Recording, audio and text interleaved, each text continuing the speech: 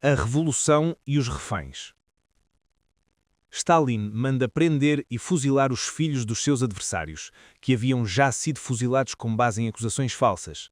As famílias servem-lhe de reféns para obrigar a regressar do estrangeiro os diplomatas soviéticos suscetíveis de emitirem qualquer dúvida sobre a probidade de Lagoda ou de Yezhov. Os moralistas de Neue Weg julgam-se na obrigação de recordar a este respeito que também Trotsky, em 1919, se utilizou de uma lei sobre os reféns. Mas, há que citar textualmente, a prisão de famílias inocentes por parte de Stalin é de uma barbárie revoltante. Também era uma ação bárbara quando ordenada por Trotsky, 1919. Eis aqui, em verdade, a moral idealista em toda a sua beleza. Os seus critérios são tão enganosos como as normas da democracia burguesa. Supõe-se que entre os dois casos existe uma igualdade, quando não há sombra disso.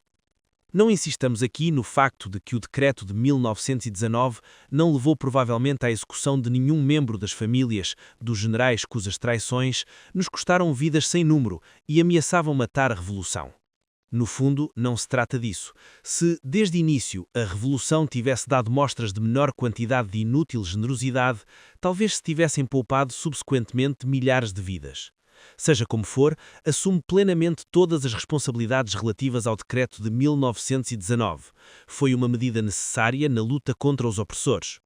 Este decreto, tal como toda a guerra civil que também se poderia qualificar a justo título de revoltante barbárie, não tem outra justificação histórica que não seja o objeto histórico da luta. Deixemos Emil Ludwig e Queijandos entregues ao cuidado de nos pintarem um retrato de Abraham Lincoln aureolado com pequenas asas cor-de-rosa. A importância de Lincoln provém do facto de não ter recuado perante a aplicação das medidas mais rigorosas quando foram necessárias para atingir o grande objetivo histórico ditado pelo desenvolvimento do jovem povo americano.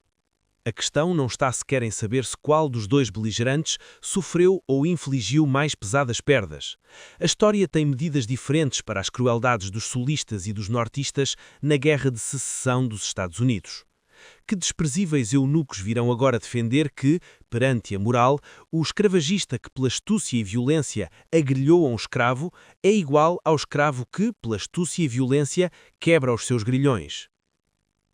Quando a Comuna de Paris foi afogada em sangue e a canalha reacionária de todo o mundo começou a arrastar a sua bandeira na lama, houve numerosos filistinos democratas que se juntaram à reação na condenação dos comunares, que tinham executado 64 reféns, entre os quais o arcebispo de Paris. Marx não hesitou um instante em tomar a defesa desta sangrenta ação da Comuna. Numa circular do Conselho Geral da Internacional, Marx recorda, e dir-se-á que dessas linhas se desprende um rumor de lava fervilhante, que a burguesia utilizou o sistema dos reféns na luta contra os povos coloniais e na luta contra o seu próprio povo. Falando seguidamente das execuções metódicas dos comunares prisioneiros, escreve que, para defender a vida dos seus combatentes prisioneiros, a Comuna só lhe restava o recurso da tomada de reféns, de que os prussianos eram useiros e vezeiros. A vida dos reféns perdeu-se e voltou a perder-se ao facto de os versalheses continuarem a fuzilar seus prisioneiros. Teria sido possível poupar os reféns após a horrível carnificina com que os pretorianos de MacMahon assinalaram a sua entrada em Paris? O último contrapeso à selvageria do governo burguês, a tomada de reféns, não passaria de irisão? Tal foi a linguagem de Marx ao respeito da execução dos reféns, e isto, malgrado a grande quantidade de Fenner Brockway, Norman Thomas, Otto Bauer e Queijandos que se encontravam por detrás dele no Conselho Geral. A indignação do proletariado internacional perante as atrocidades cometidas pelos versalheses era ainda tão grande que os parlatões revolucionários preferiram calar-se a aguardar que lhes fossem mais favoráveis, e infelizmente esses tempos não se fizeram esperar.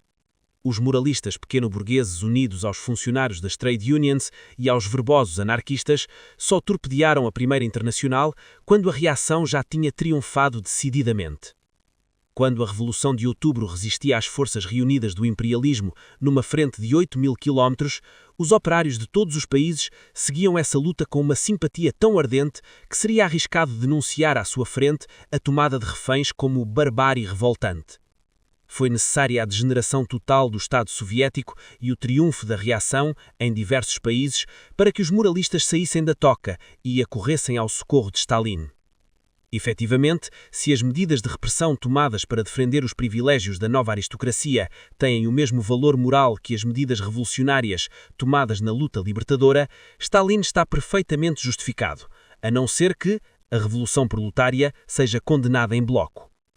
Os senhores moralistas, ao mesmo tempo que procuram exemplos de imoralidade na Guerra Civil Russa, são obrigados a fechar os olhos ao facto de que a Guerra Civil Espanhola também restabeleceu a lei dos reféns, pelo menos no período em que houve uma verdadeira revolução das massas.